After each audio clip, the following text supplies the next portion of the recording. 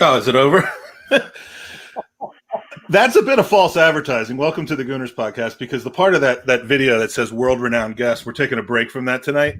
And instead we're having these guys on. But thank you for joining us. There's somebody missing, but there's a few new faces on tonight. So this is going to be a Friday night. Is this a NousCast, Owen? Can this be qualified as a NousCast because people other than me are on? I still think that you bring it down, buddy. I'm not sure. I think Nous could be too strong of a word. Well, you know, I apply that to other people because. And by the way, that's the bit I always find. You want to know what in the world of podcasting, the best way to get people to come back on is insult them.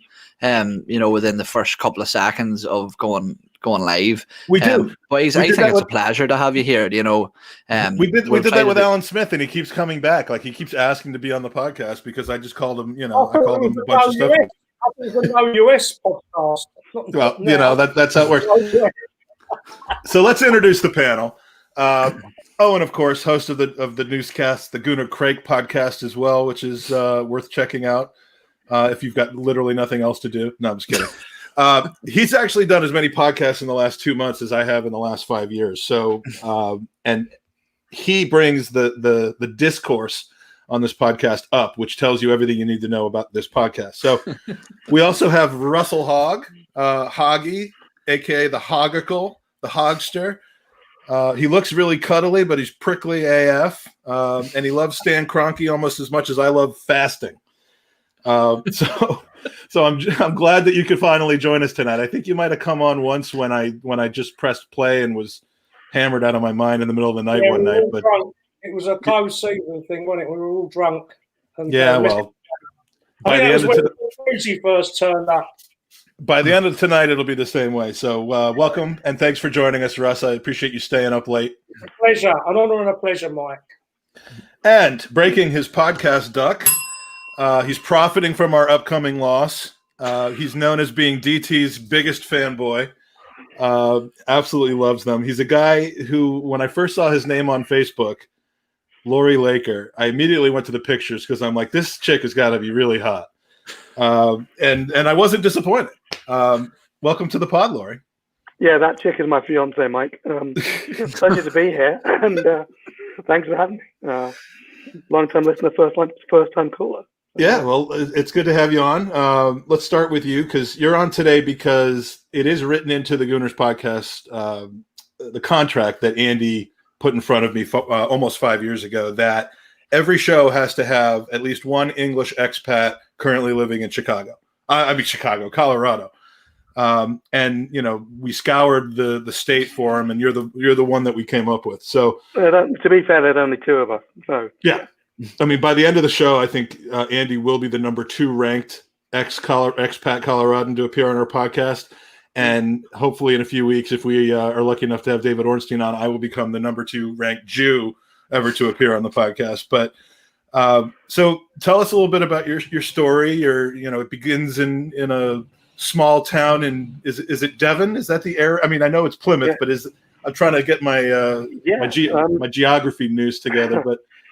Yeah, you're right. I'm a West Country boy by birth and by raising. Lived there until I was about 11 or 12. Moved to the States for my dad's job. And I've jumped around ever since and landed in Colorado about 6 years ago.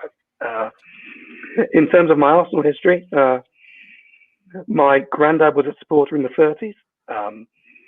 So he met and got to know a lot of the teams back then. I've got his autographs on my wall.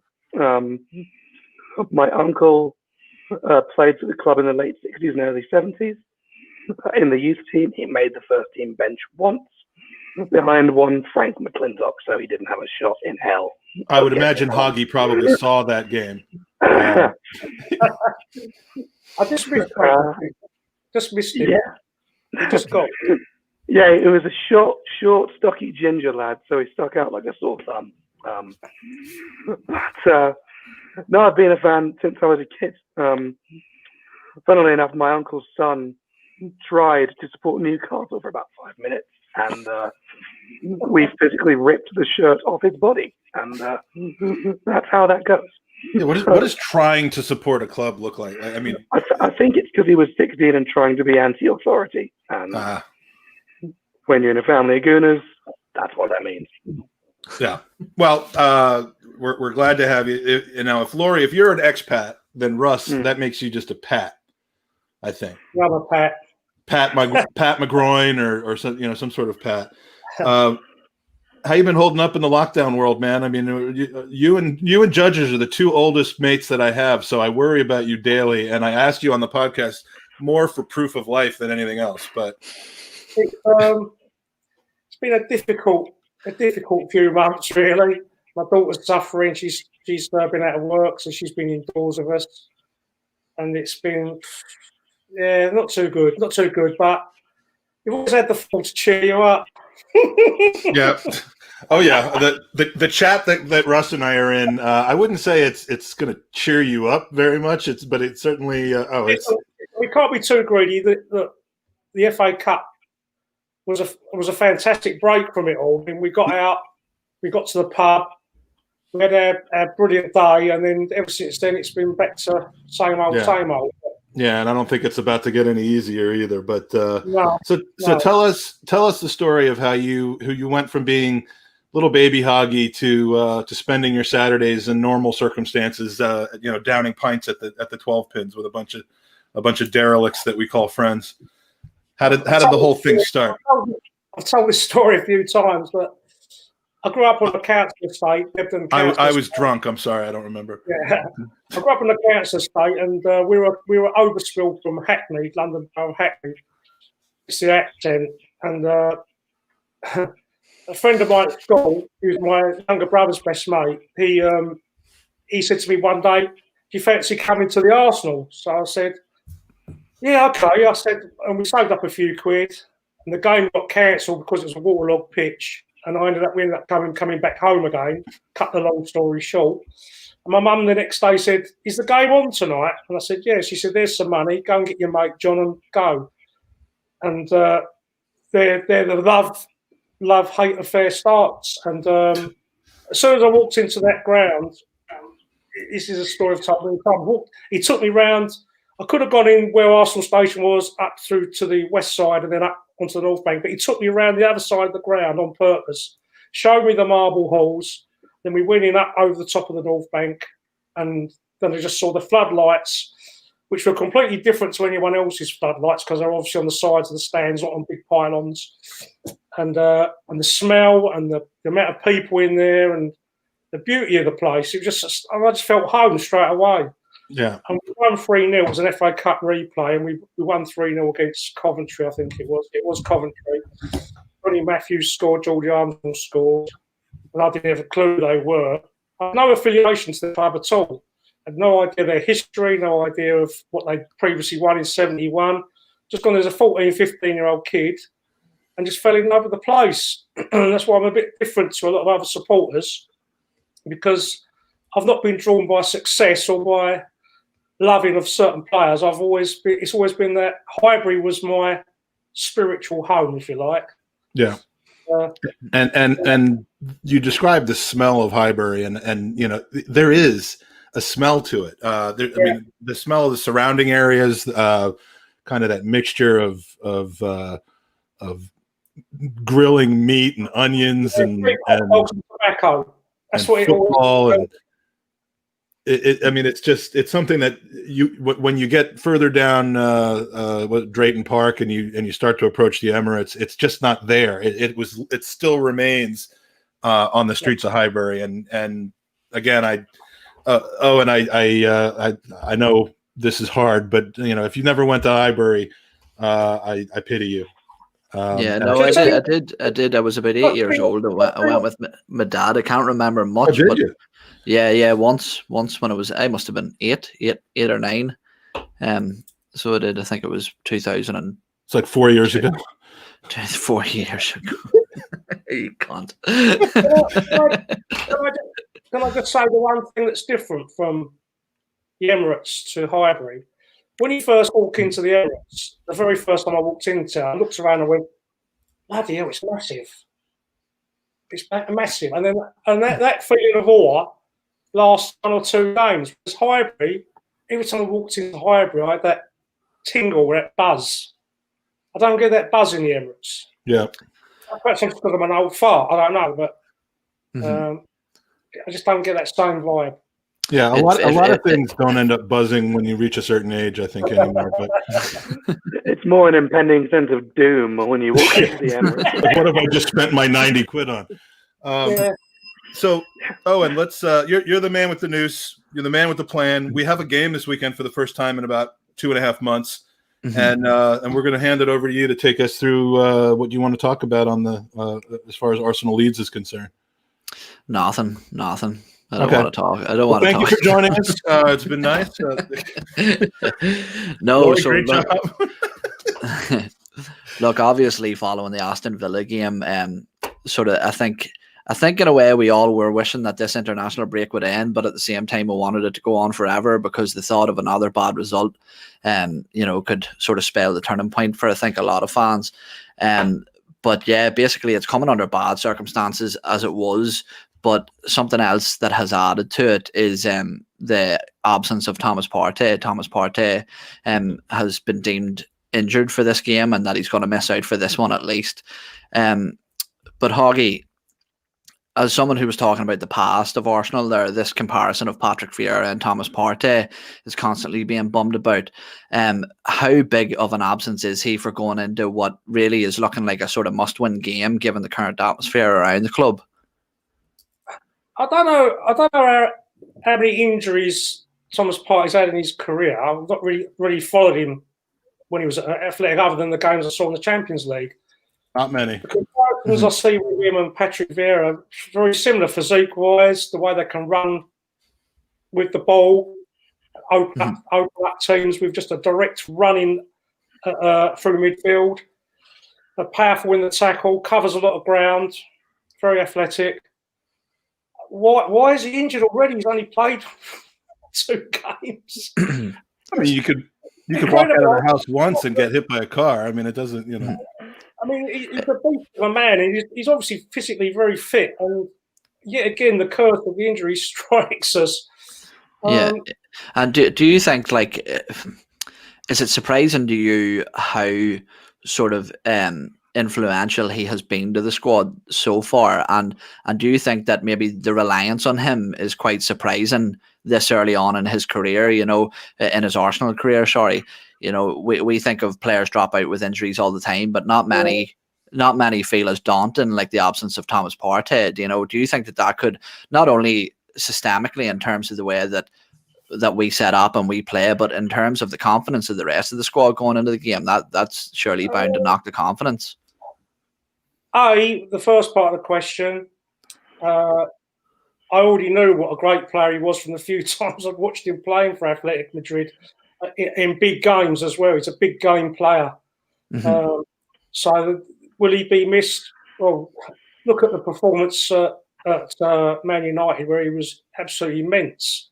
He will be sorely missed, and he's the sort of player we want to start building around, the spine of the team that we've been nagging the board of directors to get a grip of since Kroenke came. That's been the main bugbear with us all: the goalkeeper, the centre half, the central defensive midfield player, and the centre forward. That's always been the way forward with any team. Get that right first and build your team around it. So he's integral to that. He's a very, very important piece of the jigsaw puzzle, and he's not the be all and end all, but he's a very important piece. Xhaka do a job there, but obviously he's not as mobile and he's not as clever in the tackle. He gives away a lot of fouls, doesn't he, Xhaka, and puts a lot of pressure on their defending. It's a process, isn't it? It's a process of putting the right pieces of the jigsaw in place. And getting stability this year. This year to me has already been written off. I'd already written off in my little head. The FA Cup was a bonus. Thomas Partey will be a very, very important player for the next 3 or 4 years. Definitely, and I think that, as you said there, he's come in and he's really just shown what we've been lacking. I think that's the difference as well. Is that really we haven't seen a player like that since since Vieira. You know, we all had high hopes for Abu Dhabi, but unfortunately his injury record sort of prevented him from flourishing in an Arsenal jersey, which was disappointing. But Laurie, that's obviously an absence that couldn't be prevented. These things obviously happen in football, but as Hoggy touched on there, this pandemic has thrown up a lot of difficult situations for a lot of people. But I think one that was majorly avoidable was this international break. You know, the warning signs were there the first time round, yet they persisted to go ahead with this international break. And now we have two players, one of which I would say probably isn't a big deal, but the other one is, which is Mohamed El-Neni and Sead Kolasinac. El-Neni is obviously a big miss. How frustrating is it, you know, watching what was so obvious that it was going to happen and has been happening all around the world? How frustrating is it now that we are missing one of our midfielders, take away the Aston Villa game, who has been flourishing this season? It's a massive frustration. To go back to the Partey missing as well, I think El-Neni being out ties this together in that we have nobody in the middle of the park who can play the ball forward at pace. Partey is the chief element of that, but El-Neni has shown elements of his game that are new to me recently. This was also preventable and also selfish. And I think a big frustration that I've found lately is the awareness of global football as a business organization first. And the players are commodities, they are not people.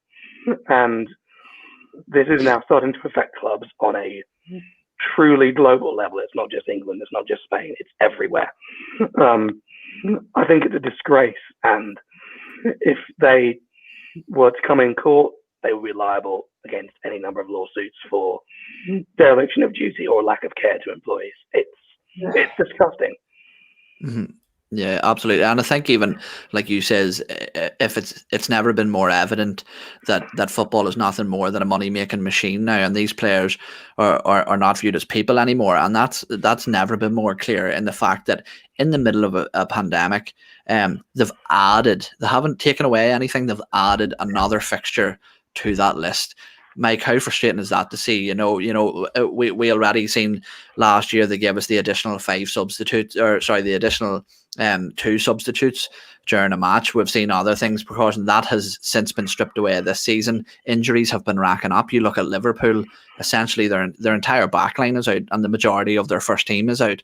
How frustrating is it looking on at the FA and even the Premier League? I think should be taking a stand as this, because as a result, we're going to start to see quality of performances drop, which is bad for everybody.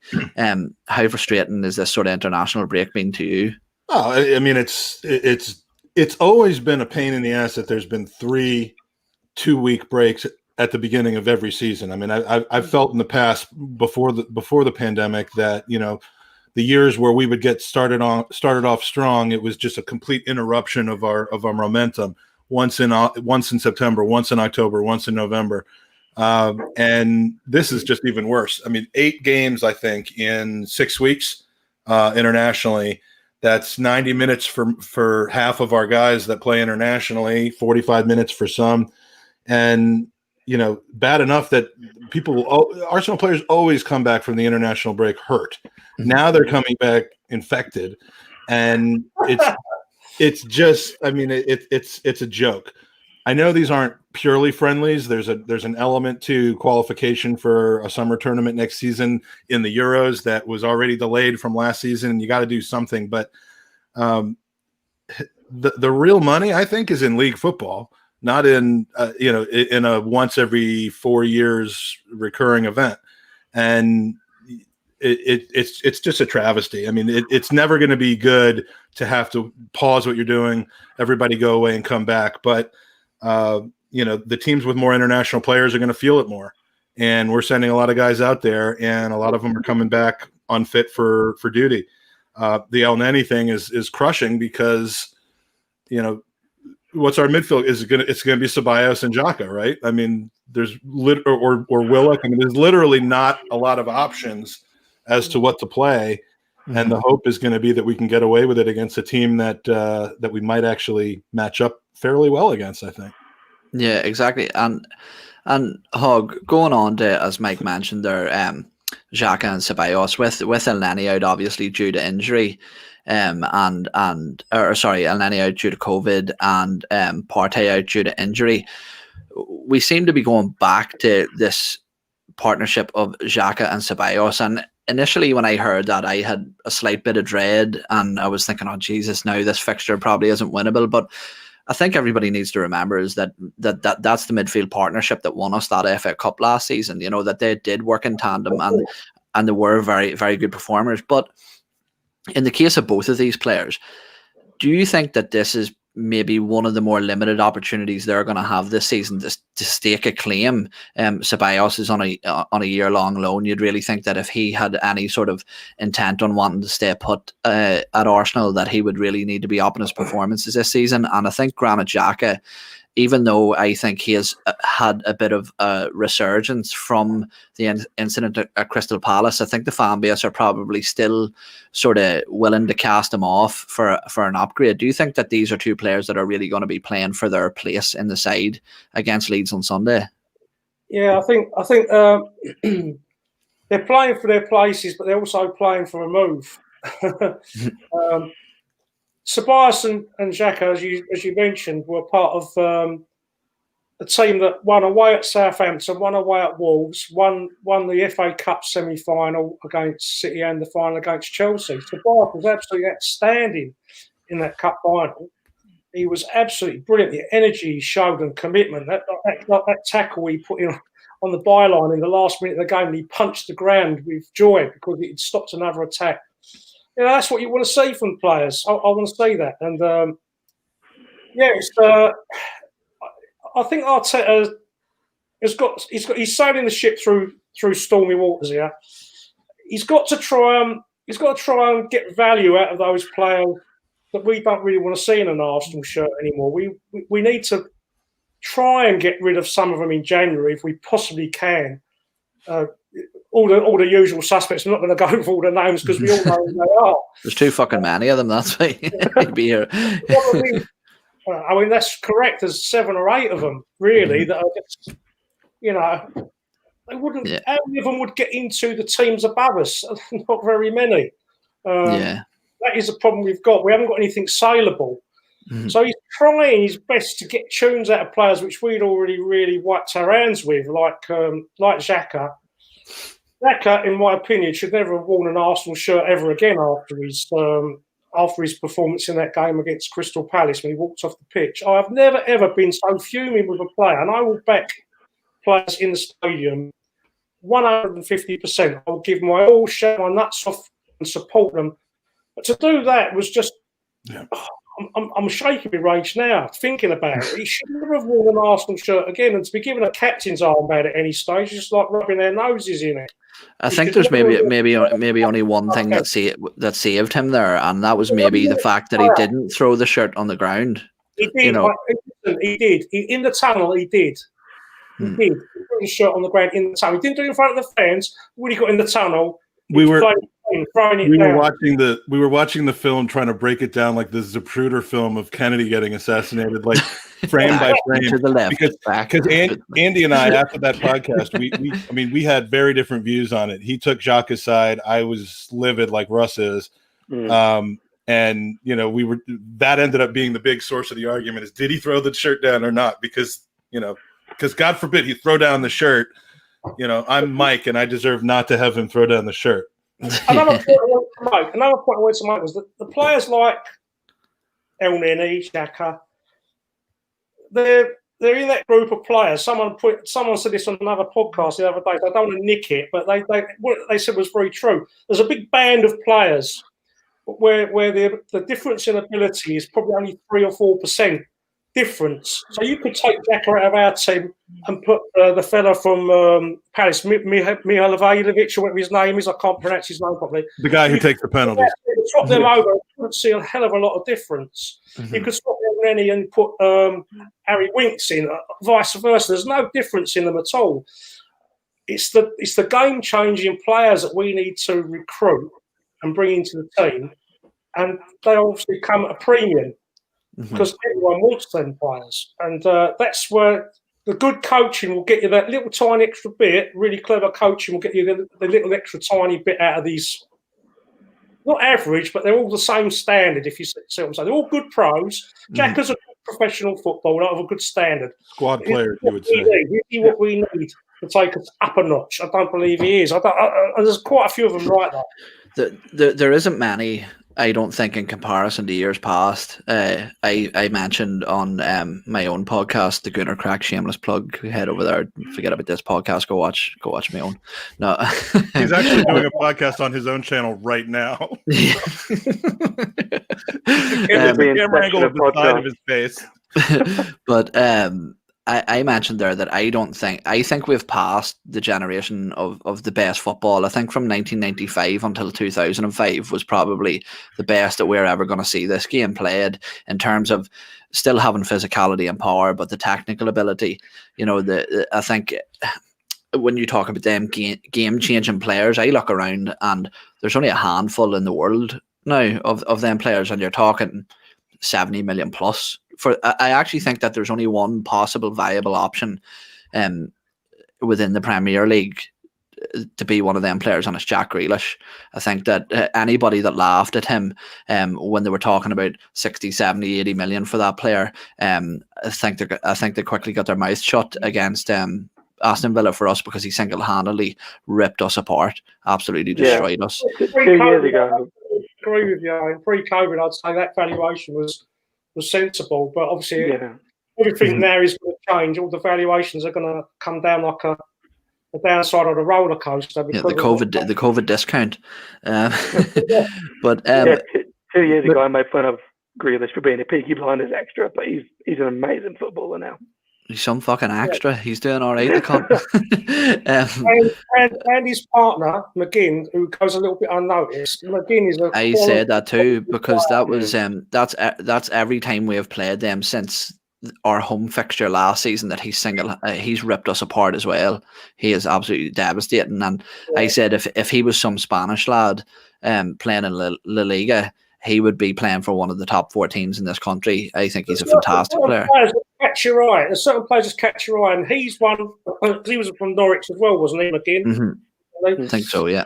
Yeah, he caught my eye straight away when Norwich were in their promotion season, and the other players caught my eyes. Cantwell at Norwich. No, Cantwell. There's a lot of Arsenal fans saying, what about Campbell for? He's not good enough to play for Arsenal. Grealish isn't good enough to play for Arsenal. I'm sorry, they are well better than what we've got. Mm-hmm, mm-hmm.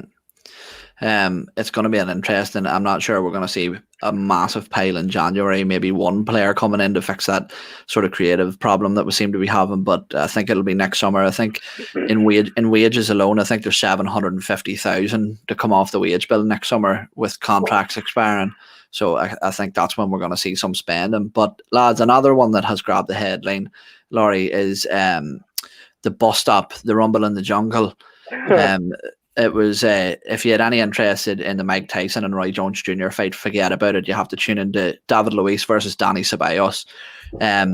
Basically, Ornstein has come out and says that there was a training ground bus stop. There was blows taken by either man, but Danny Ceballos walked away with a massive scratch on his face. God love him, poor fella. I don't know what type of technique you're throwing if you're leaving a scratch on somebody's face, but it's safe to say that you wouldn't feel too threatened by David Luiz.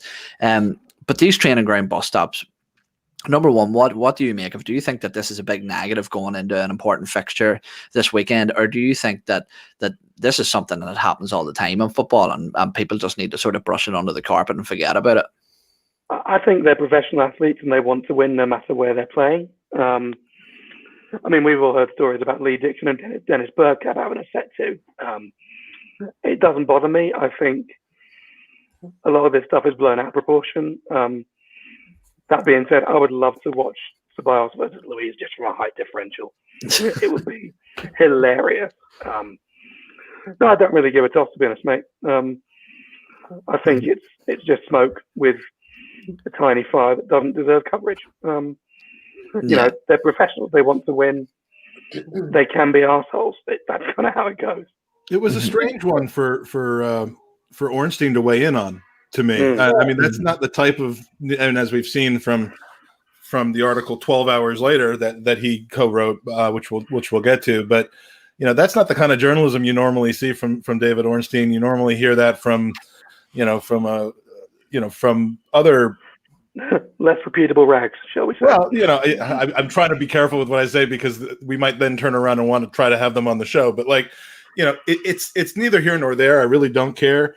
It's interesting though that the veracity of the story itself is actually in question based on Ceballos denying it altogether, which is odd.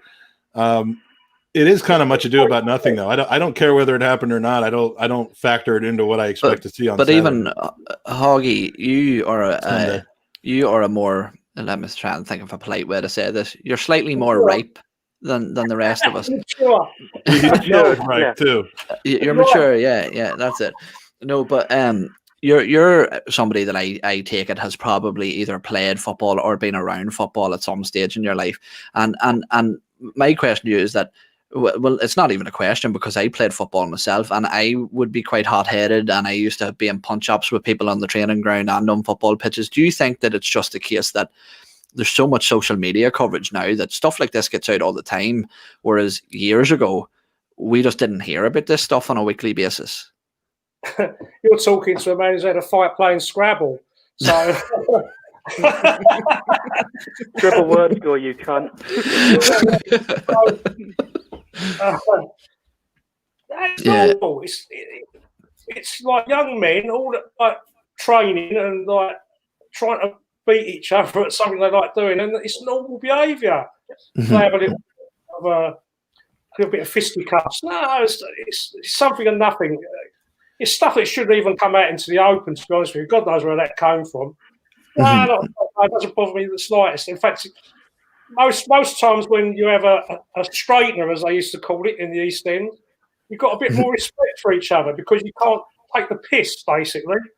So, well, I've always said that there's nothing more humbling in life than getting punched in the face. When you meet somebody and they're a right cunt, you can just tell that they've never been punched in the face before in their life. And Mike, something that speaking of getting punched in the face. Yeah, don't worry. I've got a few in the bank. They're waiting for you.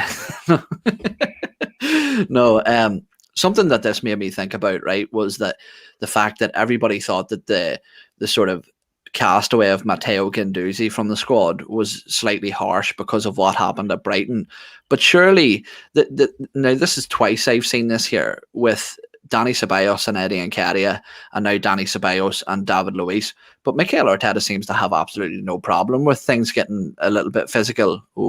I don't want to turn you on now. Violent, physical. I'm going to start singing Olivia Newton-John right now, but and we'll get a copyright strike because if I sing Olivia Newton-John, it's going to sound exactly like it. Come for you, mate.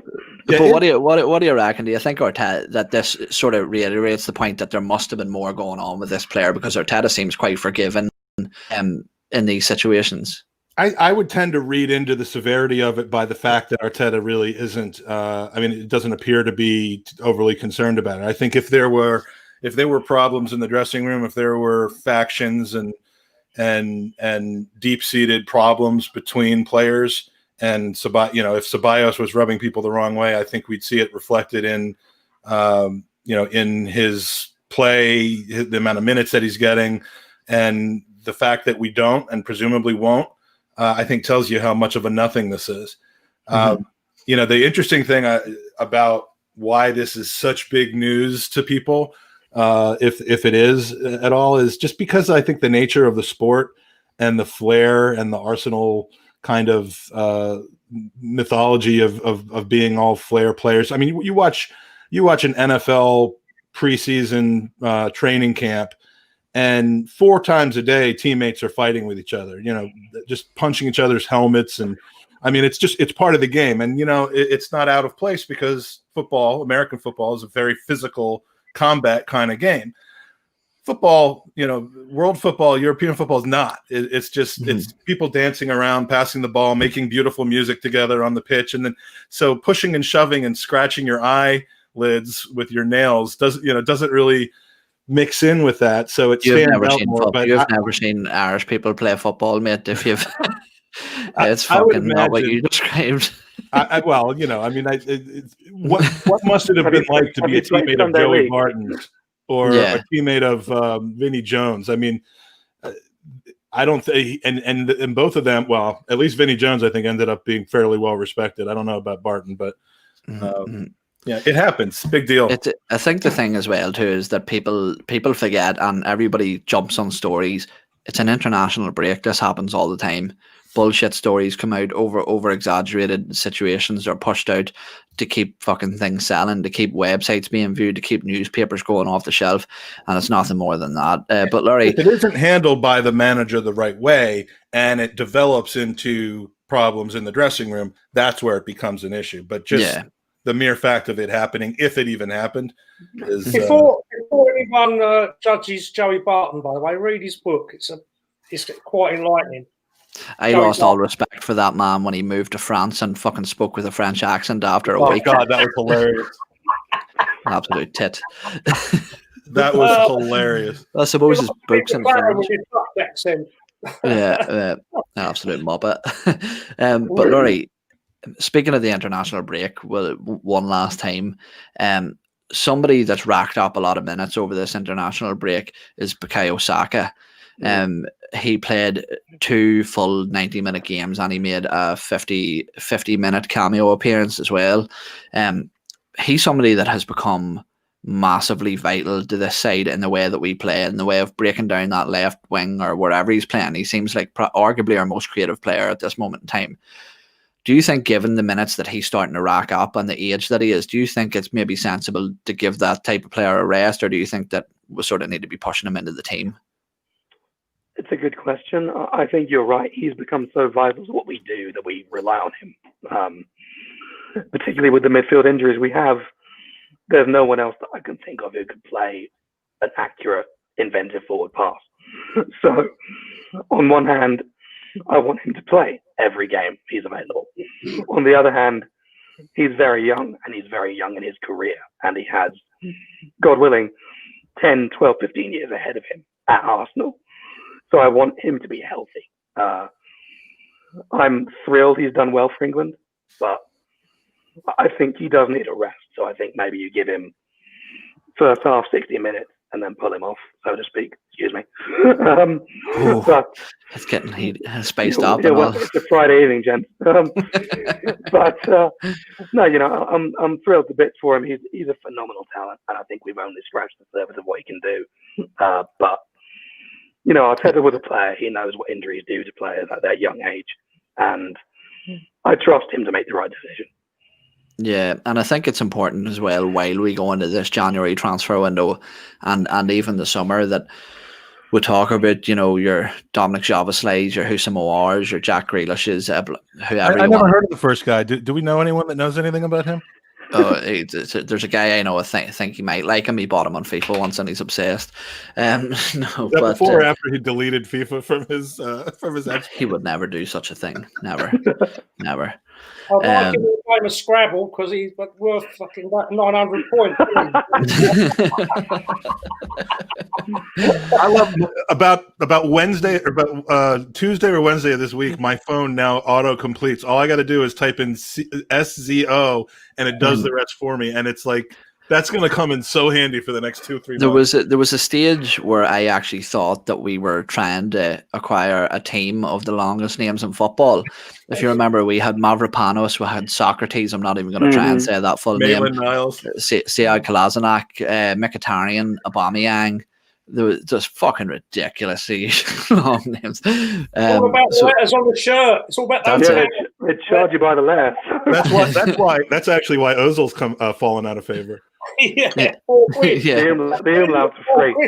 Even with the Z, it's still like a shit, a shit score for Scrabble. I lost my chain of thought. What was this? Oh, yes.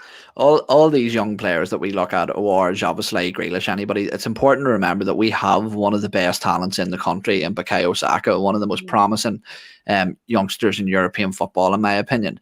And it isn't like when you watch a player, like I remember, even though he is a very good player now, like a Marcus Rashford's breakout season, a very good footballer, it's his maturity in his game, the way he plays, it's so consistent there. His decision making, his work ethic, the way the intelligence of his runs off the ball.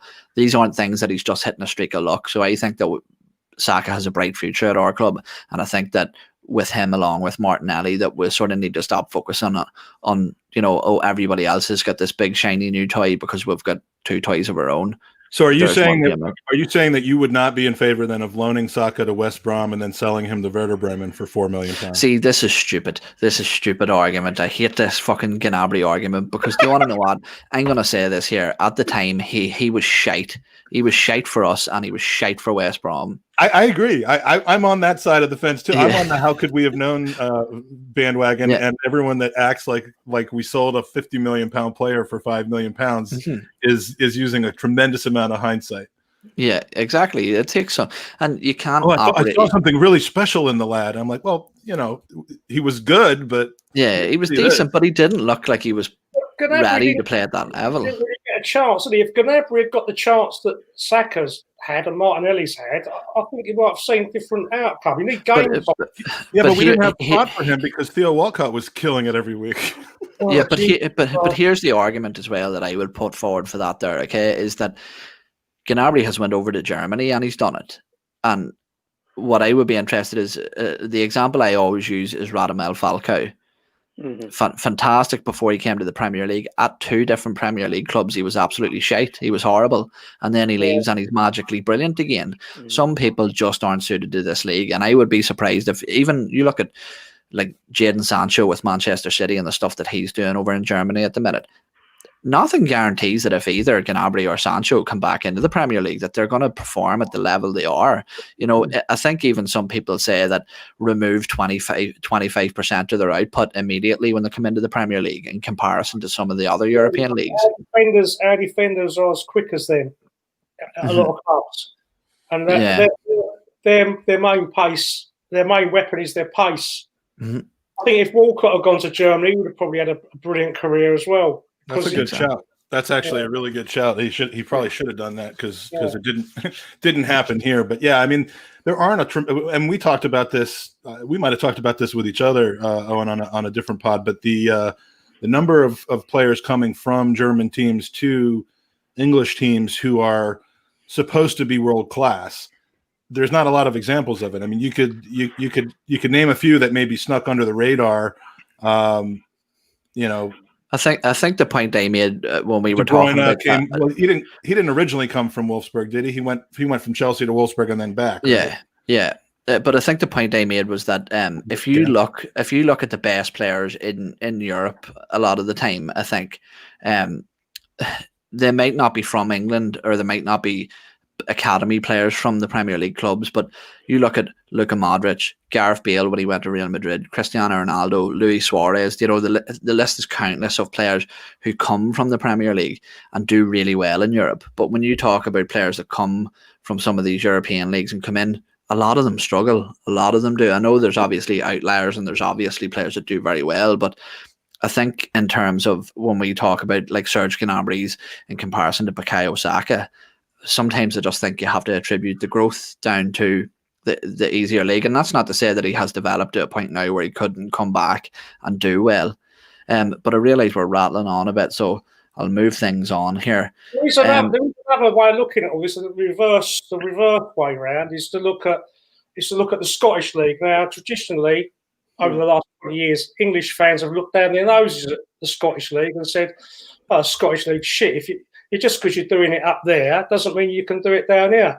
And we've seen so many examples of players who have done it up there. And instantly, one Van Dijk played for Celtic. When he went to Southampton, I see him playing in the League Cup game at our place. We absolutely ran the game. And I said to my missus, I said, "We've got to sign him. Look, he's absolutely bossing this game. He's come from Southampton. He's playing against Arsenal in a big match, and he's just bossing it." I see he's a natural. He was a natural a natural leader on the pitch. And what he was doing there when that one was floating around, I don't know whether we even tried. We almost signed him, Russ. Henrik Larsson was another one, wasn't he? Henrik Larsson was another one playing for Celtic. Do you want to know that my biggest takeaway from that is that you talk to your missus about football? If I said what you said to my missus, she would just say, "Shut the fuck up! Why are you talking to me about football? I don't."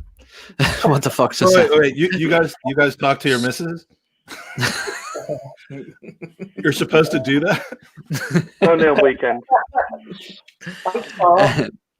But Mike, going into this game, something that I think that we've seen after the Villa loss, we've seen a bit of it after the Leicester loss, but it felt different after the loss to Aston Villa, was this sort of growing push of Arteta outers on Twitter.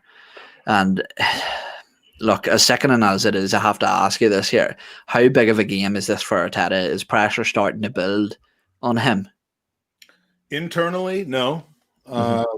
Externally, it is, because the tide is starting to shift, and it isn't just the results of the game that's causing the tide to shift. It's some of the decisions that are being made, some of the the starting 11, some of the issues with players like Willian getting preferred over Pepe or Nelson, and unfortunately, it is opening my eyes a little bit, in the sense that these are some of the things we saw with tail end of Arsene Wenger, where it almost didn't seem like a merit-based or forward-thinking system. It was, these guys are just first names on the team sheet, regardless of form, and then everybody else gets in. And it just, when you think that you would know better than the manager does on a lineup, and the game goes exactly as you feared it would, and you kind of start to feel self-justified in feeling like bad decisions were made, that's where that groundswell starts. It isn't that way for me. There's absolutely no call for Arteta out at this point. I still think he's, I tend to make excuses, but and then if he loses the dressing room like Unai Emery did, and I said it at the time, then you have to consider that. But he's had no summer, no real normal transfer window. He's had to deal with COVID, both personally and as a thing with his team. Everybody's going through all of this. And I do think he has changed the attitude of the team when it comes to playing big games, playing away from home, in front of empty stadiums, of course. And, those are pieces that we really, really needed. Shoring up the defense, really, really needed. So we're not scoring beautiful goals. We're not scoring goals. That is a problem, but I'd rather, build a foundation and then start tweaking the parts to do that. So I personally don't think it's a big game, but you certainly don't want to come out of a 2-week break with such a bad feeling and then just keep that feeling going. Arsenal, though, are the ultimate contrarian team. Mm-hmm. If you could bet on Arsenal, and I hear that you can, just go onto Twitter and see what the sentiment is and go against that. Because when things, just when things are looking complete shit, we pull out this amazing performance and everything's okay again. And just as everyone cruises into Villa and says, we're going to smoke those guys, we shit the bed. Mm-hmm. So it wouldn't surprise me to see us actually show up and have a good team effort this Sunday. It would disappoint me a lot if we don't, but not enough to call for his head. Yeah, absolutely. Just before we go on to our predictions and our lineups, can I just say something about what Mike just said there? Yeah, go ahead, buddy. Yeah. He's very, very right about what he said about us being a very contrarian team. There's a reason for that, I believe, is that we are not motivated by playing what we consider to be lesser teams. That's the missing part right now, and that's what's got to change. But and that mentality, that weak mentality, because it is weak mentality problem, has got to be changed. Now we can turn up against Manchester United, Manchester City, Chelsea, who will bring the game to us and allow us to have a bit of room down the flanks and push and nick a goal. Clever teams, every team in the Premiership now is not going to come at us with Aubameyang and Lacazette and Pepe up top and play expensive football until they get 1 or 2-0 up. Then they might try and do that. So this is the big problem we face. Once we concede that first goal, we're in deep shit in any game. Mm-hmm. If we stay in all terms, we've always got a box chance, a knockout punch, and we've got that chance of nicking the game. But if we lose the first goal, how many games have we actually come from behind and won? 6. Since I've been here. Once in the cup final, I think. It happens, but I mean, we do definitely have a problem getting up for teams that we perceive as being lower than us, and that's a problem. You shouldn't have to get new, though. When you're playing for Arsenal Football Club. End of it's story. Nothing new.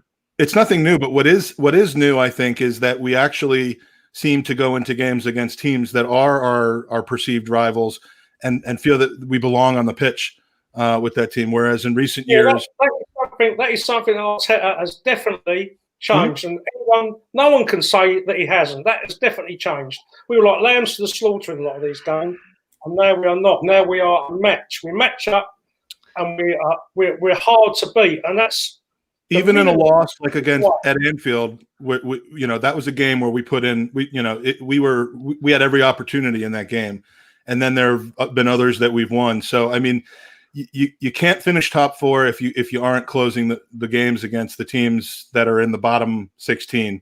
But he has righted some wrongs on games away from home, which again it could be kind of a false positive because of playing in front of no supporters. But I'd rather see the things that I'd rather see us taking opponents for granted and not showing up.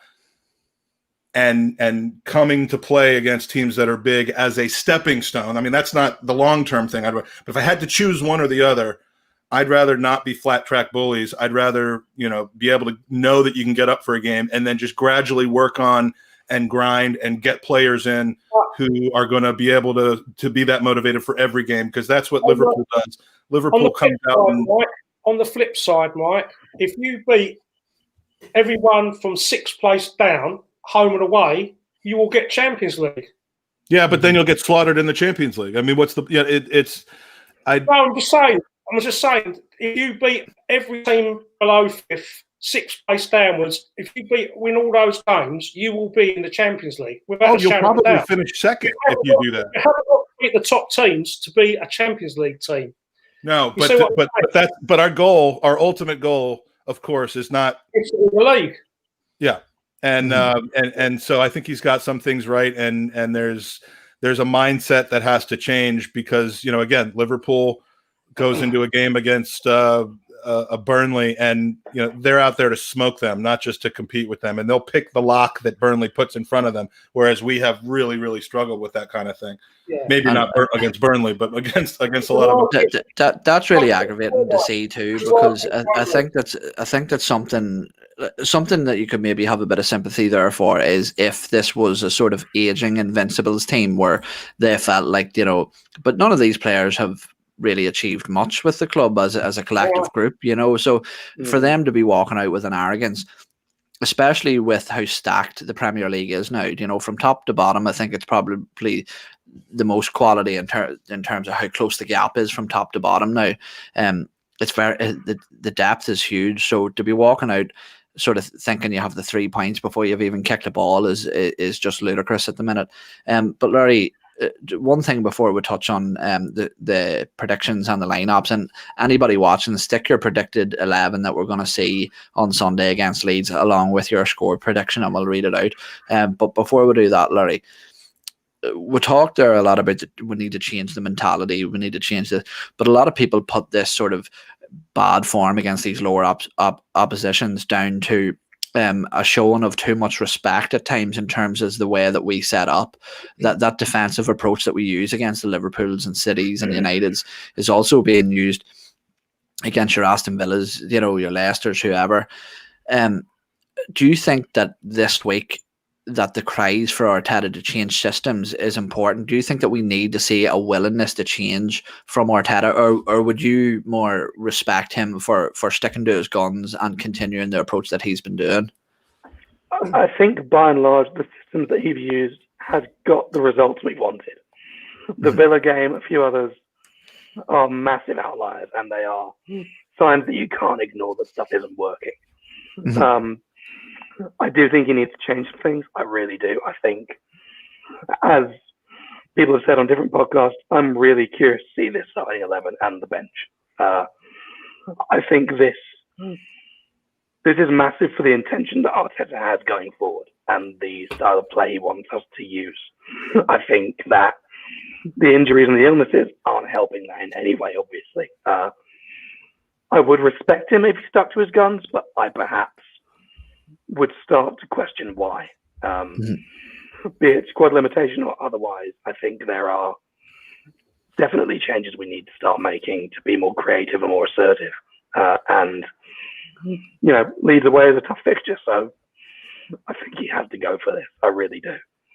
Yeah, and Leeds are a side that can certainly score goals, but they've been leaking goals as well. And I think they're coming off the back of 2 losses as well. Yeah, so I think 4-1 defeats, I think, yeah. And I think that Leeds are the sort of perfect side to bounce back because they're respectable enough. Or they're weak enough that we can get a result against them. It's a very real option that we could go out and win 3-0, for example. I know that I'm going to be clipped saying that after we get fucking hammered by them, but it's within the realm of possibility that we can go out and have quite an easy ride of this here. But Leeds is not going to just pack the back against us and no, which suits us. Love Leeds because of the way they play football. Yeah. Really, I'm kind of jealous of it. When they played at Crystal Palace, I think they tried to be a bit more conservative, and it backfired on them big time. Yeah, massively. But Crystal Palace opened them up, and I think that'll be in the back of their minds as well, that they're going to go back to how they were playing before, which is much more expensive and much more forward thinking. And that really, if we set up like we have done against, give them respect, set up like we did against Manchester City, Liverpool, etc. Give them a bit of respect, but make the most of our chances. For fuck's sake, so when you you have to bury it. You cannot.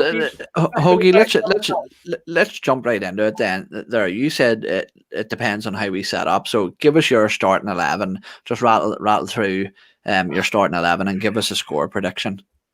I hate doing this because it all depends on who's fit and who's available, doesn't it? Don't worry, I'll give you a shot. It's got Lino in goal. Yeah.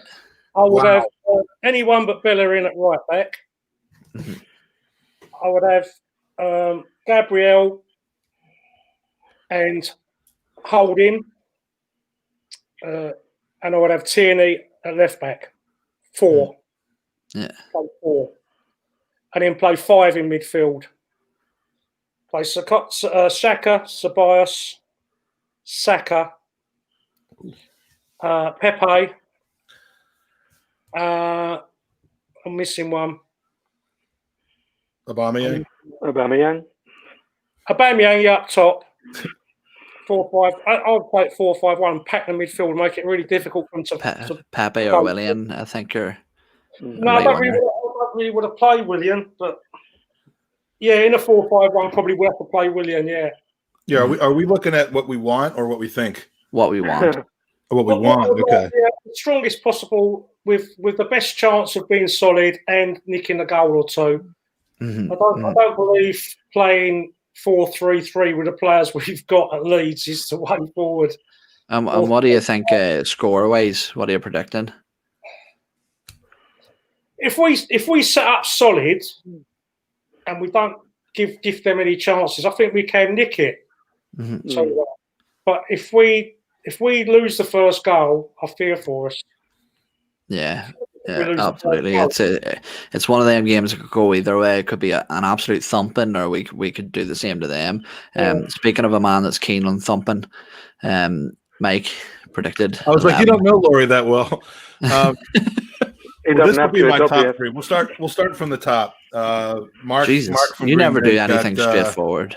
Yeah, I mean if we're going with what I want rather than what I think he'll do, I still think he'll play all out wide and probably start Nketiah up top. But what I would like to see is these three up front, Willock just behind them. I think this is a good opportunity for him to, his creativity. He's likely to have more space to operate in against Leeds than he might against one of the other clubs we've recently played. Xhaka and Ceballos almost seem nailed in behind them. I'd be shocked to see anybody different in that twosome there.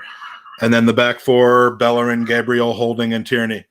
Again, that leaves Mainsley out, and I just don't really know why he can't break into our lineup when he's playing for England. But and then in goal, I've struggled over this one, but I'm going to go with Leno.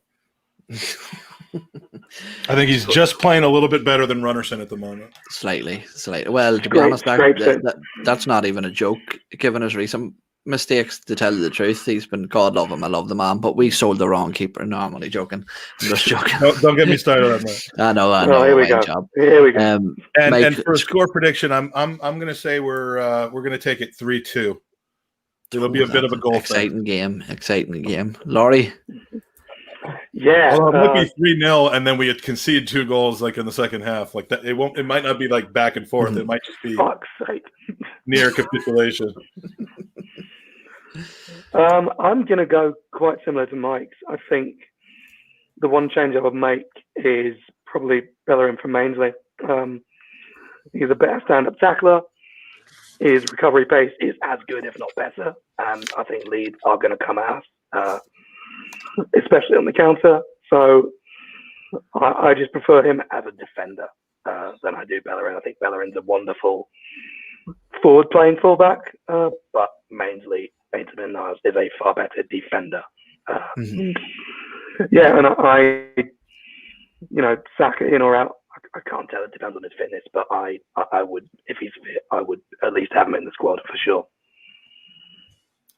I think he'll probably be rested, which is why I was saying the Nketiah thing with all wide. I think Saka, Arteta will probably not risk him for 90. He'll probably wait to the second half to bring him in. Can I just say something about formations as well? Because people say about playing certain formations and stuff. You're going to say it anyway, so why did you ask permission? When you're defending, you have a formation, a set formation, and you have a way of getting out, 4-5-1. But obviously, when you've got the ball and you're attacking, that can change really quickly to a more fluid system. That can change when you've got the ball and you're in the other half. But as long as you're not too far up the pitch that you're getting done on the counter, I don't expect us to be suffering counter attacks against Leeds. I expect us to be counter attacking them. We're the away side, for God's sake. See, this is something that's frustrated me for a long time. And when we're talking about Arteta changing, is that this 3-4-3 that he's implemented does transitions into a 4-3-3 at times.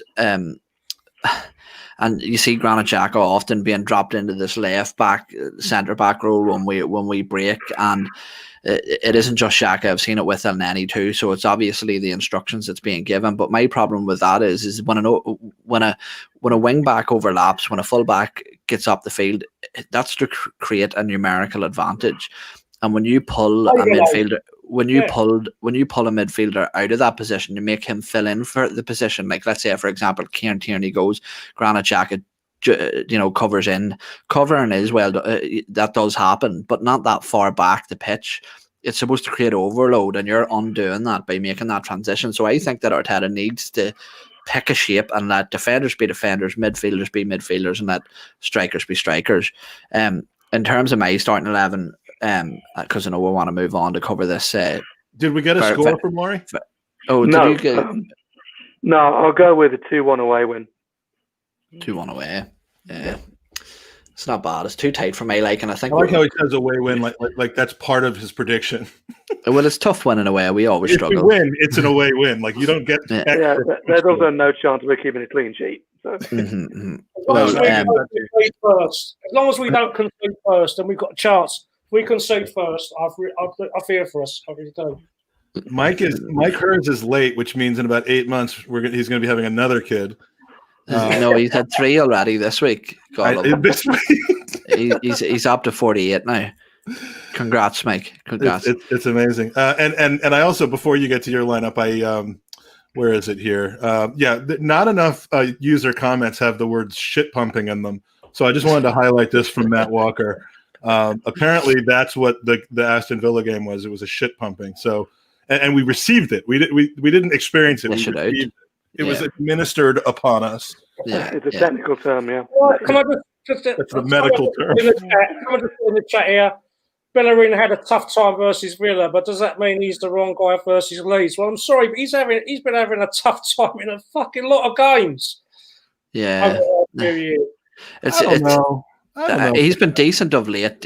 I think, and definitely in the attacking sense, he's been probably one of our most bright players. Like, you know, I don't know. I think we put it like this. I think that we lose as many games if Bellerin's not on the pitch as we have lost for him being on the pitch this season. You know, he's been at fault for 2 goals, but he's also won us 2 games by driving runs. He's won us the FA Cup by that. You know, it was him that dragged the ball up the pitch. So I do get what you're saying, but my starting 11 would be Leno and Nets, obviously. I would stick with Hector Bellerin at right back because when I have seen Mainsley this season, he hasn't been very good. The one change I would make is I would go David Luiz back in at centre back. I think that the partnership between him and Gabriel are very good, and I think Gabriel plays better with him there, whether it's a language thing. Kieran Tierney left back, the 2 central midfielders. That's a back 4, by the way. Then midfield 3 at the base, I would have Xhaka, Ceballos, and then Willock sitting in the number 10. I think that we've lacked that visibly, and I would like to see an effort to sort of rectify the lack of creativity in there. And then I would go Pepe on the right, Saka on the left, and Aubameyang down the middle. And I'm going to go for a 3-1 win, Arsenal. You're not concerned. You're not concerned about Ceballos playing in front of Luiz and the fact that they might still be yapping at each other. I love that shit. I fucking love it. But Mike, that's me, buddy. I'm going to hand the reins over to you because I know that you want to go over a very short article written by about 56 people from The Athletic. 56 lovely people who we enjoy very much. But I have a couple biases. I have a bias towards liking James McNicholas and Amy Lawrence. They're former and future guests on our podcast, hopefully very soon, especially in light of this article being written. I have a bias towards thinking outside the box and not rushing to judgment when it comes to the Cronkies, largely because I've met them and seen them and heard them talk about the club. And this is coming out the wrong way, but most people haven't seen that. And so they're this dark, angry or detached, I just feel as though, and maybe it's just me being gullible, but I do look for ways to admire what they're doing. I don't always find them, but I do tend to look for them rather than the other way, which makes me a slightly different than this guy down here who I love, but he's had enough, I think. So the article comes out. It's the longest article I've ever read. If this was in print form, it would be like the Bible. And it's interesting because I read it last night when I wasn't sober, and then I read it today when I was sober. And, today it was like, what is exactly the point? Like, what is the premise of the article? It takes you inside the Cronkies. It takes you inside some, for hearsay from people around the Cronkies as to how certain things went down. But it isn't necessarily the question at the end of the article is, if not the Cronkies, what kind of owner do Arsenal fans want? And, it doesn't really answer that question, but it does a pretty good job of asking that question. So, Russ, you knew I'm coming to you first. Did you read the article? Can you read? You utter bastard! You made me read that article. I gave you homework. I gave you homework. I just don't know whether you did it or not. But there were a lot of very good points in it. Quite a lot of eye-opening stuff. If you read between the lines, a bit of spin that's been directed from the Arsenal press corps into Mr. McNicholas. Listen. It's such a difficult subject, this. It's such a difficult subject. I don't think that the Cronkies have helped themselves with the way they have conducted themselves in front of Arsenal fans, or the lack of appearance in front of Arsenal fans. On the negative side, the way that Mr. Keswick got up at the shareholders' meeting and said, if you want to know anything about Mr. Kroenke, read it in the Telegraph or the Times. That kind of attitude, which, immediately alienated a lot of old school Gooners like me, who are used to the words like custodianship, not ownership. To be running the institution that is Arsenal Football Club is a privilege and an honour. It is not a financial carrot. All right, Russ. Let me ask you a question then, because you mentioned custodianship.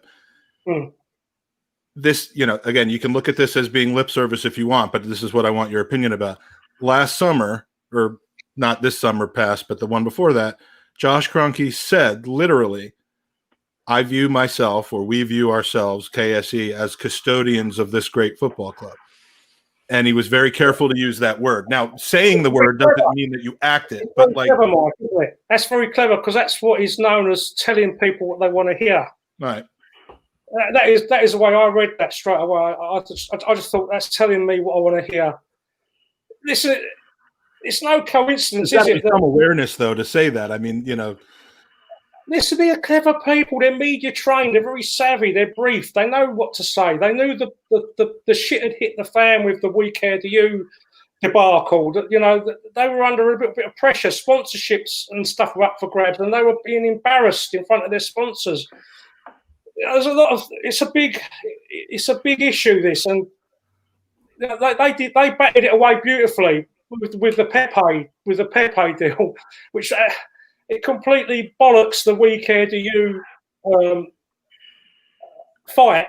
It completely split it in two and threw it away, blew it asunder. See, just to play devil's advocate with you, Ross, here, because I'll be completely honest with you. In comparison to how much stick a lot of our fan base give the Kroenkes, I'm not as against them as maybe most people. So I'll be clear with that right from the off. Yeah. I've 2 points to make here. So my first one is that from my point of view, people say, "Oh, Stan doesn't go to games, or they're not visible." Or, to be honest, I don't give a single fuck whether they're at one game or they're at 100 games. I don't care as long as the football club, is being run correctly. And the second point I want to make here is that people talk about the lack of investment from the Kroenkes. So their ownership, 100% ownership of the club, is just about 2 years old at the minute. Okay, now to buy out, to acquire 100% ownership of a club like Arsenal, it's not free. Appointments that they wanted to make are not free. Changes to facilities aren't free, and then put on top of that, now the Nicola Pepe deal, William Saliba, Thomas Partey, Bird Leno, Kieran Tierney. When we talk about lack of investment, I don't buy that. We have made the right investment. Manager changes, they're not free either. Obviously Unai Emery would have had to have received some sort of financial payout. So when people say that there's no money going into the club, I don't believe that. Now, would they prefer an owner like Roman Abramovich who flaunts his money when he makes an investment? Because something I took away from that article was that they mentioned that even when Kroenkes, even before they owned 100% of the club, that they never turned him away from being directly asked to invest money into players, that they never said no to any. So, yeah. But that's very easy when you're not being asked. But my point is that can they be blamed for, like, if I'm a business owner, I'm not going to just fucking throw down, oh, here's 50 million, go and do what you want with it if it's not a necessity. But the Kroenkes are two people who self-admittedly are not experts in the world of actual on-field football. They're specialists or economics and finance, and that's where they thrive. So, but what I do respect now that they have done is they've put people in place who do know the business. And I think that we are starting to see the changes. You look at some of the people that we have brought in. They've had some swings and misses in that regard, though, which is they have. But you look at since the appointments, we have taken in, right, Nicolas Pepe, a flop, but Bird Leno, fantastic footballer. Kieran Tierney, brilliant addition. Partey, fantastic. Gabriel, fantastic addition. It's starting to go the right way. And what I say is just Soboslai. Jablowski is coming. Jablowski, yeah. The Big Lebowski's arriving. But no, my point is that just because they're not in the public eye flaunting exactly what they're doing, the same thing like a manager needs time to build his squad. owners need time to put their vision into practice. Yeah, I think Mike's right though. If the Cronkies were Guatemalan, everyone would have loved them. It would have been so much better. I like the sound bites that's coming out. Obviously, I've liked the Gabriel sign. I've liked the Partey sign. It's like someone's actually started to listen to what the fans want and what most of the pundits in the world know we need, and what most of the football experts have been saying for like years and years. And finally, they've got people in place to do that. My big question is, why has it taken so long? Why did they leave an idiot, to me, Zidis, in charge of the club for so long? Because they didn't own the entire thing. Yeah. They didn't own the entire thing, and they needed to have somebody, some power structure, which was Wenger and Gazidis at the time, that was going to be the constant. 5%, Mike. It wasn't like they didn't have control. They didn't have control. Yeah, but I don't.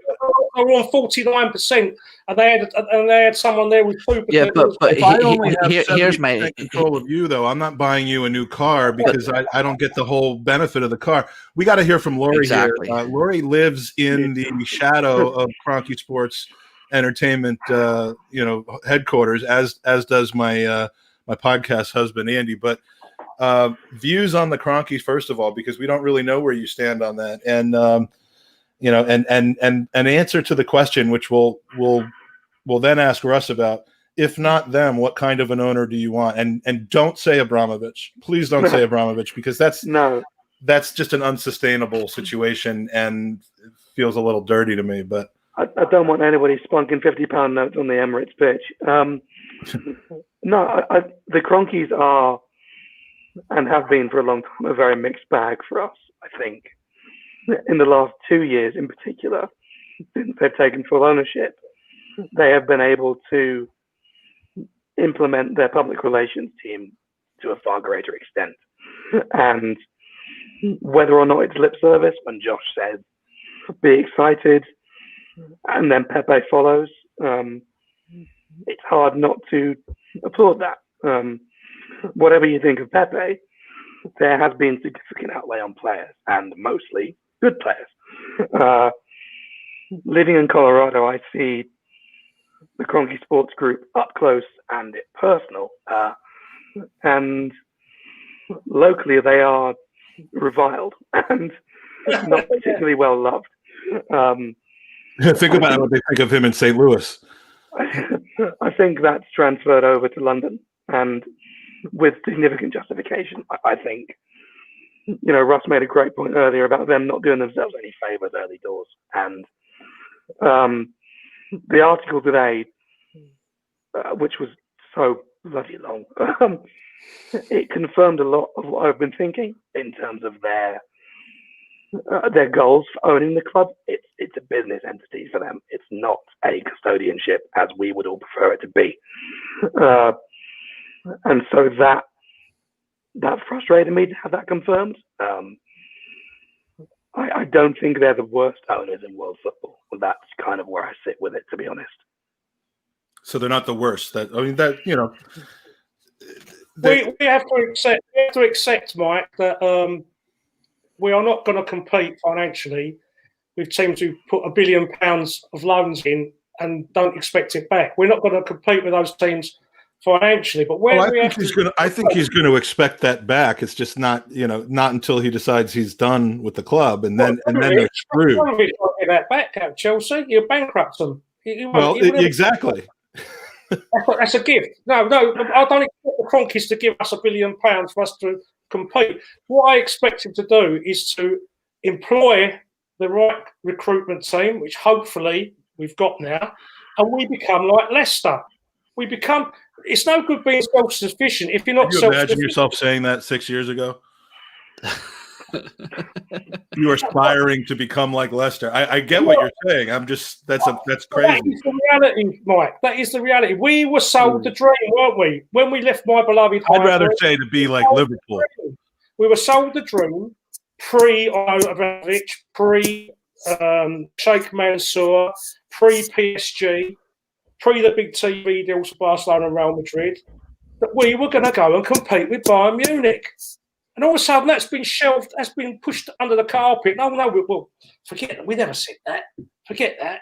We're still going to charge you the same price, by the way, but you're going to be competing with Wolves and Leicester. As an Arsenal fan, I don't find it acceptable. So until we have to find a way. Now, if the Cronkies have had 13 years so far, I, in my head, have given them another 2 years to get this right and to start getting to progression. If we don't see progression in 2 years, where do we go then in 2 years? Look, are you going to give them another 2 years, and then if they don't turn things around, you're going to give them another 2? I mean, and I'm only half kidding. Like what choice do we have? I mean, exactly. And what actions on their part? I think people will stop going to the games. That will be the first thing. A lot of people are getting disenchanted. A lot of people. It's a very dangerous time because with this COVID thing, a lot of people have got used to not going. Mm-hmm. We have a similar thing in the fishing industry. We have a really hard winter. People get used to not getting their fishing gear out and going fishing in the spring.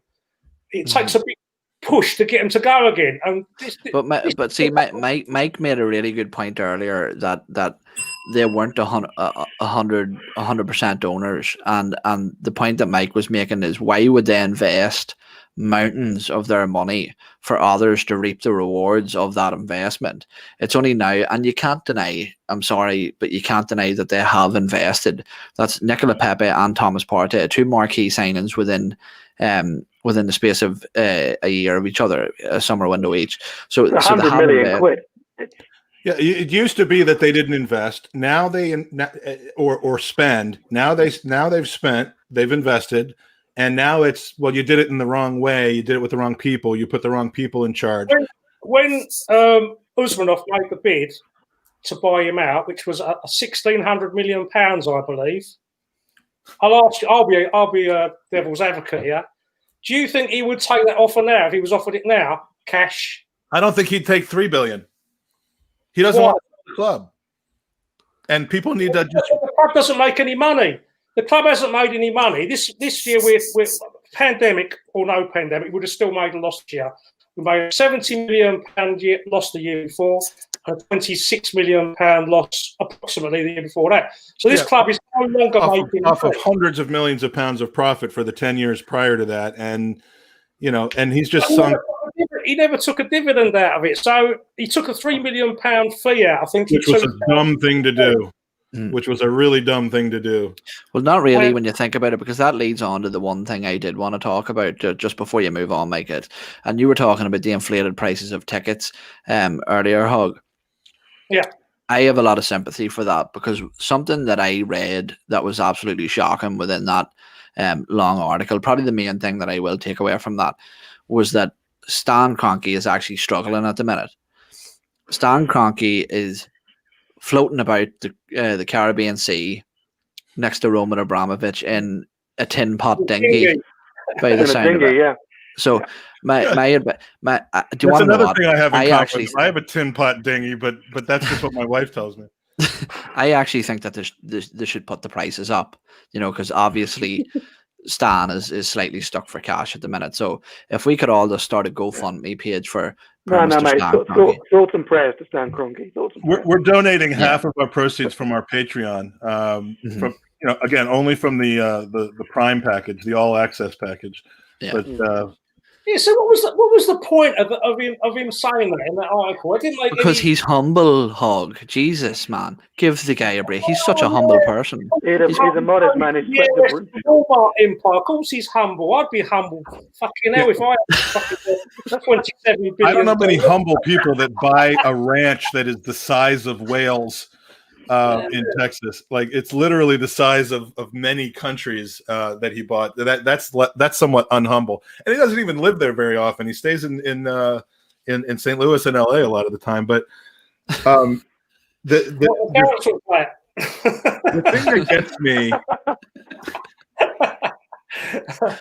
thing that gets me is the constant intent of Josh and those around him and his team to continue to put Stan out there, anything I learned last summer in our whole Kroenke and media experience in the summer tour last year was that, Josh is the one who's really pulling the strings at the club. And, he comes out and says that, my father and I are one united force. He's very involved. I'm like, no, you're not. No, he's not. He clearly isn't. And I think they've just got so much pride in the family that they don't want to. I mean, they don't want to throw Stan under the bus, but I think it's time for them to kind of let go of trying to rehab Stan Kroenke's image, rightfully or wrongfully stained. I think Josh needs to recognize he's got an opportunity to be like a new owner, to use Lano instead of Lands, but he can be kind of a new face, and if he can escape the stigma that his dad has and continue to show up, continue to communicate better as they've said they are, and not necessarily following through with it, then I think we'd be all the better, because I think people are willing to give a little bit more rope to Josh than they are to Stan right now, but they keep throwing Stan in front of us. In this article, which is clearly heavily driven by the public relations machine that is known as Tomago Collins. I've never heard of him before. He was in the room. Tomago is an interesting guy and has a lot of power in that company. He was in the room when we did the Kroenke interview at Dick's Sporting Goods Park last year. And he, in fact, stopped the interview at one point because of something Andy said to John Cross, calling him essentially a spin merchant to his face, which was the gloriousest moment. I prefer the term lick spittle. Andy, in a way, basically said, aren't you worried that these guys are just going to spin what you're saying as they always do? And Tomago jumps in and is like, whoa, John, do you think that's fair? I mean, he was there to salvage the cushy relationship that Arsenal have with the print media, even though they screw us over a lot of the time. And but I was most intrigued by seeing his name in there because he's a guy that wields a lot of influence behind the scenes. And I was surprised to hear how involved he is. He's apparently at a lot of board meetings. Him and Tim Lewis are becoming, and this is probably not a good thing, because you want football people that are in this thing. But those Tim Lewis was an Arsenal fan until it was mentioned in that document.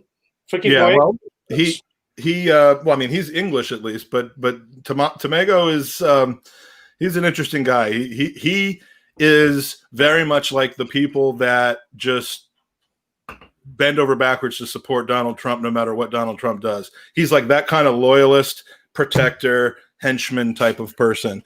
And and I was fascinated to see him talked about in that article. Yeah, Mike, speaking of Donald Trump, there was a part in the article that really didn't surprise me. It concerned me. I just need to take 1 second. Yeah, go on, mate. It was when the article spoke to Stan Kroenke being welcomed into the marble halls by old Etonians. And that rang alarm bells like nothing else in my head from the whole article, because it just read as Trump being welcomed into the political elite through his campaigns, etc. Well, it surprised no one that the two of those guys are pretty good friends. No, not at all. But it was a biased confirmation that I didn't want to have, but was definitely confirmed in that piece. That he is essentially someone who wants to have this long history of class and conduct and repute, and doesn't, and so he is buying his way into the room. Yeah, that's an excellent point. That is an excellent point. I mean, you do have to. It has to be organic, and it hasn't been in this situation. Even as much as they wanted it to be, it hasn't been, and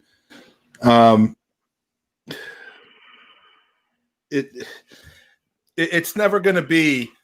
I just don't know what the alternative is. I used to say back in Arsene Wenger's, he's talking about Eoin. I used to be in Arsene Wenger's corner, basically saying, it's not going well, but at least, what else do you want right now, realistically? And then I'm talking back like the time of the Get Out While You Still Can, Joel Campbell episode against Stoke, like years before I finally, realized that any alternative would be better. But let's ask the question that the article asked, what actions that don't involve hindsight? Because you could say Liverpool, we're 5 years behind Liverpool, and the one reason we're not ascending as quickly as they did and they have is because Liverpool came out on the right end of every decision. They sold high, they bought smart, they renewed a contract of a guy who didn't want to be there, and then sold him for 130 million pounds and funded really good players that they bought with that money instead of what Spurs did when they sold Gareth Bale. You know, they did all the right things, but those decisions, had they gone the opposite way, could have left them in this position that we're in. So they didn't do all the right things. No, they had to go through Roy Hodgson. They did enough to cover up their mistakes. Yeah, I think the important thing is here, look, is that for me at the minute, given this last maybe 18 months even or so, they just need to keep doing what they're doing. They need to be decisive, make the right calls, put the right people into the right positions. Keep buying the types of players that the profile of players that they have been buying. And I think one of the most important things is that, and something that maybe a lot of people don't want to hear, is that they need to stop listening to the fans. I do. I really think that. I think they that. Don't. Well, I mean, the article came out and basically said that they don't. They do not let fan sentiment sway them. This noise is what they said. I don't like noise. I don't listen to it. Listen, when you're running a big business, you have to be strong and you have to make important decisions. I think that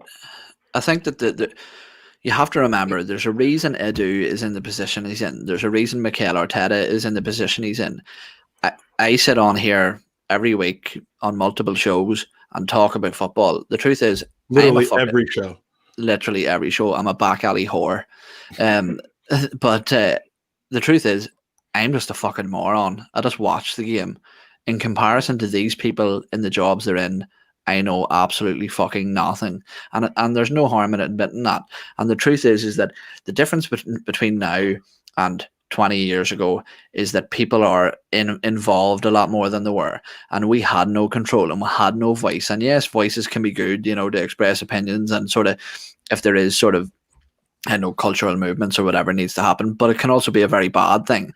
And I think at times it builds unnecessary pressure on football clubs, the owners of football clubs, on managers. Like, you think of Mikel Arteta, thank fuck it doesn't be on social media that much apparently, but any other manager, they go on social media after a loss. The abuse these people must take and the rattle to the confidence, you know, that must rattle their confidence quite badly. So you make a brilliant point there, Owen, because back in the day, I've made this point before on another show. Back in the day, when things got really, really bad, like the results got really, really bad, untenable, the manager's position becomes untenable, and people just went right with their feet. When we used to go to the turnstile, put our 50p or a pound over, and the next week say, oh, bollocks, not going next week. I can't be watching that no more. And that we'd be left with hardcore. I mean, I remember Christmas Eve one year, the day before Christmas Eve, Norwich at home, 0-0, Donnell, Terry Nils, end of their. Russ, I didn't realize you were such a placky. Yeah. But no, I was there. I was one of 10,000 in the ground. 10,000, and the same thing happened when Billy Wright was in charge in the 60s. I think 7,000 for a first division fixture with Leeds, and because of the people just voted with their feet. Well, you haven't got that opportunity to do that now because you all have to pay for your season tickets up front. So the only way you can vent your spleen now is social media, because you've got no other avenue, no other recourse to protest. That is why it's so vicious and nasty and reactionary, the social media, especially after the games. I mean, I don't go on Twitter after a win or a loss. I give it a day and then I'll analyse what I'm going to say and I put my little bit on there and I'll go away. Some people, they're on there during the game and they're fucking going into one about this player and that player. Fuck's sake, watch the game and enjoy it, for God's sake. Those people are they're better known, they're known as cunts.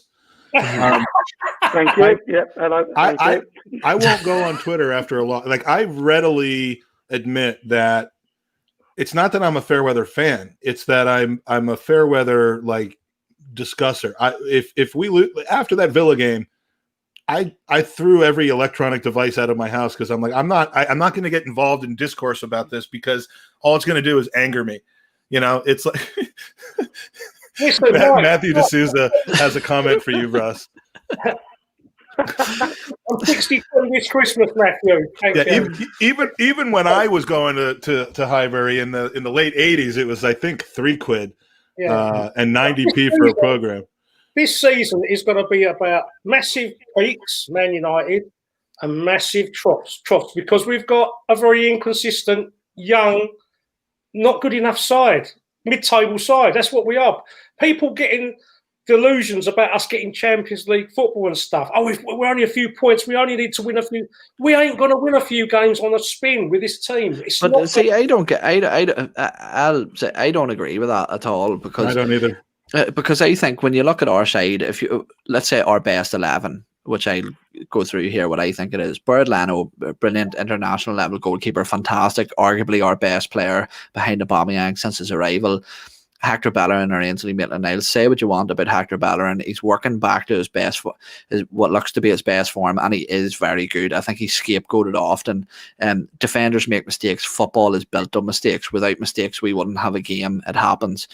David Luiz, multiple Premier League winner, French league winner, fucking solid international player. Gabriel looks an absolute fucking steal for the money we paid for him. Kieran Tierney fucking has won more trophies than Spurs. In Celtic, has been absolutely flawless since he's come in. Thomas Partey, arguably the best midfielder in Europe at what he does. That explosive sort of defensive midfielder, phenomenal. Dani Ceballos, very good at Real Madrid. Really feisty, loves to scratch people. Bukayo Saka, fantastic young footballer, as we said, playing with a maturity like he's fucking 10 years older than he is. Aubameyang, one of the most prolific strikers in Europe over the last decade. Nicolas Pepe, one of the most highly rated fucking French players to come out of France. Willian, multiple Premier League winner. I think we have a strong side. It's just getting it to click now. And I think part of the problem is that Mikel Arteta is looking at this squad saying, oh, we're defensively frail. Yes, but the personnel has now been upgraded. You've got your defensive midfielder and you've got a solid defender in Gabriel. Let the fucking handbrake off now. Go and let them play. And stop playing, as I said, one of the most prolific strikers in Europe out on the left when he's fucking 32 years of age. Put him down the middle. Let wingers play a winger and play your striker as a striker. So I think we do have the team, especially in a season now where Liverpool have lost half their squad. Man City look nothing like what they used to be. And everybody is so inconsistent. If there is ever a year to cause an upset and capitalise, not that I think it's going to happen, I don't, but it's the fucking target you should be setting yourself. We've got into this habit over the last few years of saying top four, we need to get top four. If you fucking set your sights low, you're only going to achieve low things. You need to be aiming fucking high, and now's the season to do it. And aiming high was the goal with this podcast, and I think we've accomplished it. This is a Champions League podcast on a Europa League budget, but I think that we ought to wrap it up. We're pushing 100 minutes here, and people are getting, they might be getting bored. Maybe they're just getting into the swing of things. But in any case, we got a game on Sunday. It should be an entertaining game one way or the other, and I want to thank everybody for joining us on the podcast. Andy will be back soon. We do 5 games time, right? 5 or 6 games time after the Tottenham game. The same 4 come on here, and if I'm wrong, I will hold my hands up. And if you're going to do a lot more than hold your hands up. You're going to take your pants off. You're going I want to see the Hoggy. Yeah, we got to see why they call you Hoggy. But no, I've really enjoyed it. I just want the best for Arsenal Football Club, and nothing would please me more than for us to win the next 5 or 6 games. I would be over the moon, absolutely buzzing. But I'm a realist. I really can't see it happening, guys. But I do really want Arsenal to get back in the Champions League before you're gone. And so I'm hoping it happens this season, because we never take anything for granted. My grandparents and my mum lived to be 92, so... Oh, God bless them. And God bless you, Russ. Thanks for joining us. Where can we find you? Give us your Twitter and your home address. It's on there. Gooner Russ. Well, but that people also listen to this without watching it, so... Oh, right, okay. At Gooners11, all lowercase. And he'll call you a septic if you're from my neck of the woods. That's how we met. So, Yeah. Laurie, how can we find you? What are you involved in? Tell us a little bit about Pikes Peak. Yeah, so you can find me on Twitter at Laurie Laker.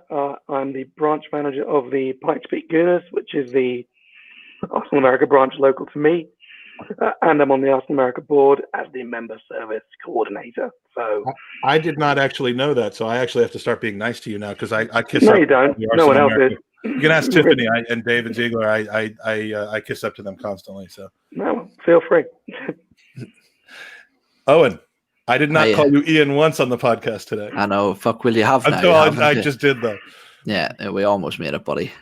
And Matt's right. This is a USL budget podcast at best. I mean, when we spend what we make and we make nothing. So that's the quality we get. We're the Sutton United of podcasts.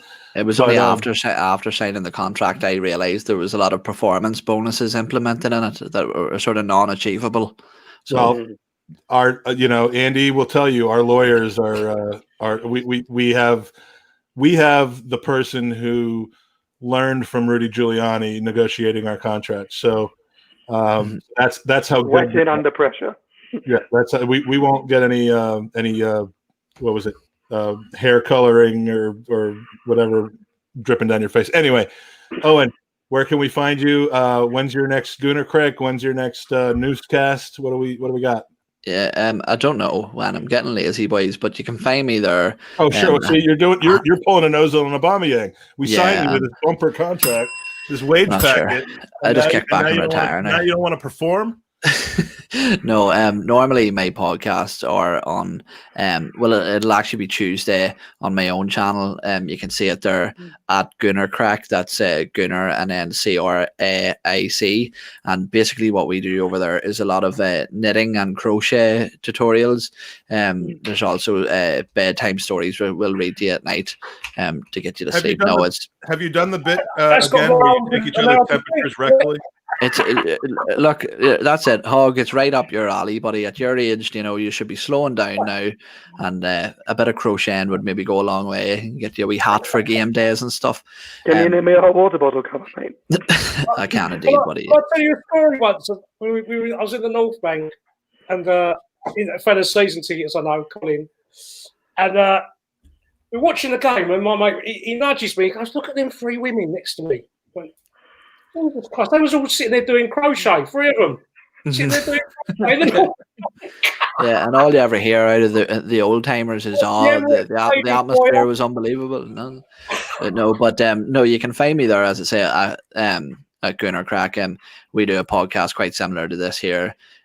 Only I would say probably slightly better. No, I'm just joking. I think it's safe to say that's going to be the case with any podcast. Yeah, because there's a real shortage of Arsenal podcasts at the minute, So there are. Do you still do, for safety purposes? Do you still do the temperature check at the beginning of the podcast? Yes, but rectally, yeah.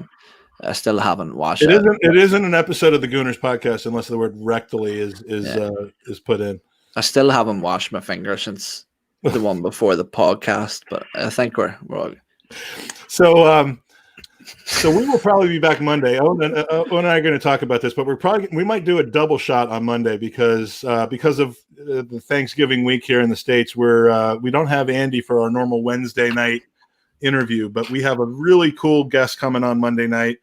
One of two people. The other one will come on soon after that. It's either going to be James McNicholas or Ryan Rocastle, and I cannot wait to talk to Ryan. By the way. So one of those two guys will be on with us Monday night, and then we'll probably go straight into a recap of Leeds. Which, Owen, if you'll have me, I'd love to be on. I'll have to think about it. I'd love to think about it. It depends if I'm stuck for somebody. Creative control. That was a big mistake. All right, I'm ending this. All right, guys. Chet, thank you for joining us. Let's hope for 3 points against Leeds, and come on, you Gooners.